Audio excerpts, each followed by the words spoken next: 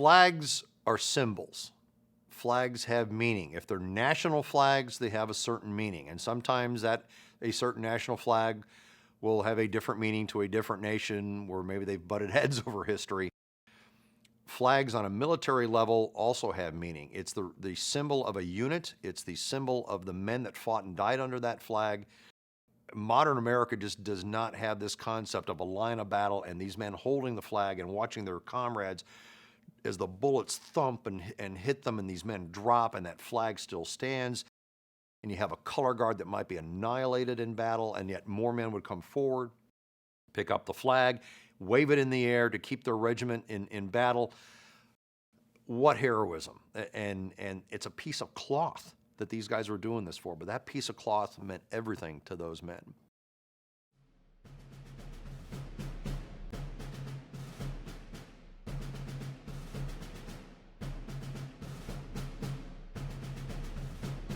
Going back to the Middle Ages after the fall of the Western Roman Empire, when armor started coming in to protect soldiers in combat, all the armor is going to look the same.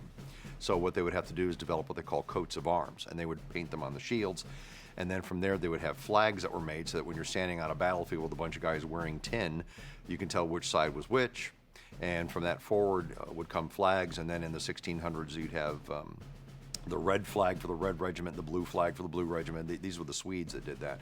And then from that, the British sort of adopted it into their model, and you would have facings on the fronts of uniforms, like the red coat, but then you'd have like a blue facing, so they would have a blue flag, yellow facing, they'd have a yellow flag, etc. And then the American Army in the Revolutionary War, the Continental Army, copied that. And then the United States Army after the Revolutionary War copied that and carried it forward starting in the 1790s, and then they still used it through the Civil War well into the 20th century. Regiments are raised locally.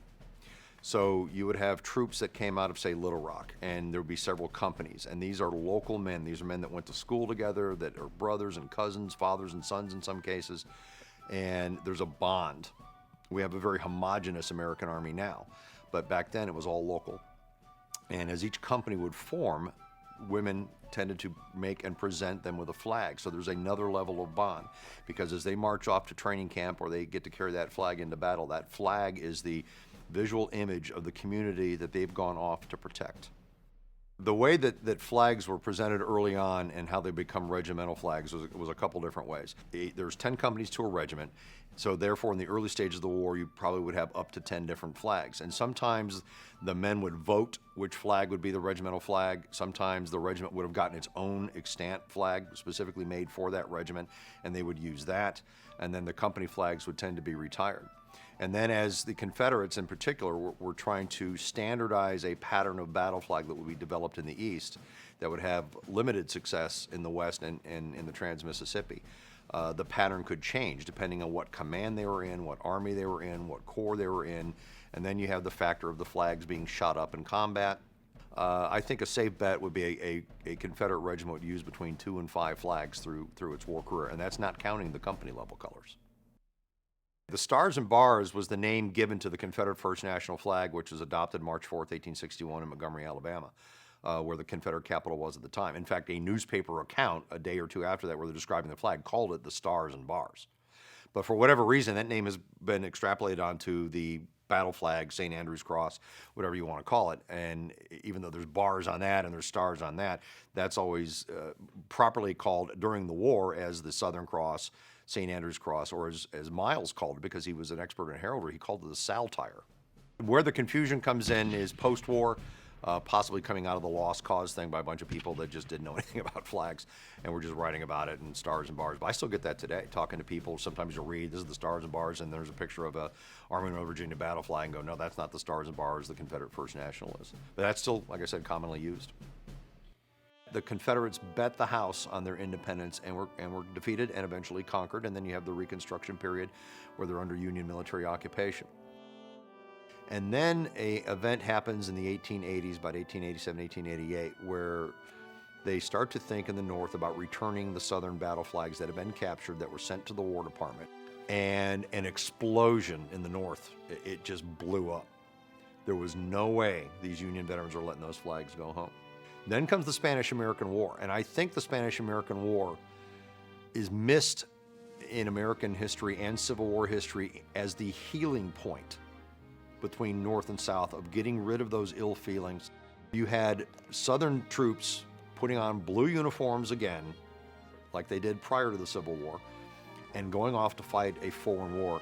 It's a great healing point. And after that time, President Roosevelt, Teddy Roosevelt, decides that, okay, we've healed enough as a nation, it's time to send these flags home.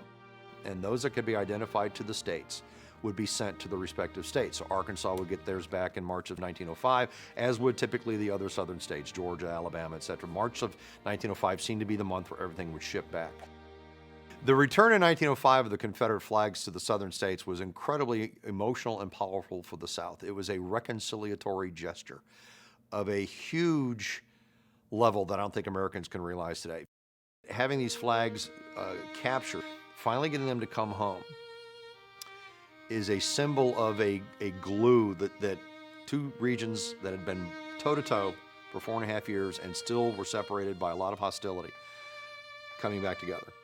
The old State House played an important part. It was the existing state capitol at the time, so the government offices are going to be in there, and when Governor Jeff Davis received the flags, they will be put on display there for a period, and then they're going to be turned over to the United Daughters of the Confederacy. And they will retain sort of custodial duties of that collection until 1915, when they again turn it back over to the state. The Vandoorne Pattern is a very unique Confederate pattern. If you look at the coat of arms of the state of Missouri, there's a crescent on it. There's the bear and some other devices, and there's a crescent. We think that Earl Van Dorn, when he was bringing his Army of the West across the Mississippi to fight on the eastern side, this is after the Battle of Shiloh, the only way he was going to get the Missouri boys to leave their home state and the Trans-Mississippi Theater was to give them a battle flag that they could go, oh, okay, that's our distinctive battle flag. Boys, we promise not only we get this awesome battle flag, but you'll get to go home at some point when we cross back over. This is just a temporary arrangement. The flag doesn't show up until June of 1862, when the ladies of Guntown, Mississippi make the first batch for what will become Cockrell's Missouri Brigade. They're fringed on the way around. The star pattern is different from the later Vandoorne Pattern battle flags. And then later in the summer of 1862, probably in August or September, the next batch of Vandoorne Pattern battle flags comes out. And these flags change to the more common star pattern of 3, 2, 3, 2, 3. The interesting thing about them is Earl Van Dorn was one of the recipients of the 3 prototype Confederate Southern Cross battle flags in the fall of 1861. So his personal battle flag looks like the battle flag of the Army of Northern Virginia. So he has that out west with him, in the Trans-Mississippi West. And for whatever reason, he comes up with this battle flag pattern that's just totally unique, totally different. Doesn't look anything like that Southern Cross flag. And we think it has to do with getting those Missourians to jump east of the river. The Old State House Museum has a couple of other interesting Western Theater and Trans-Mississippi pattern battle flags. For the Trans-Mississippi, the one that they had that's quite unique is the flag of Dobbin's 1st Arkansas Cavalry. There's a battle flag that was issued primarily to Trans-Mississippi troops that is the reverse colors of the Army of Northern Virginia battle flag. Instead of having a red field, it had a blue field. Instead of blue crossbars like this, it had red crossbars. The flag that Dobbin's men carried was a variant of that. Instead of having a St. Andrew's cross, it had the cross of St. George. Another Arkansas flag of the exact same pattern, 37th Arkansas, I believe captured the Battle of Helena, is in the collections in Iowa. That makes it unique. There's only 2 museums in the United States that have them, and Arkansas is one of those 2 museums.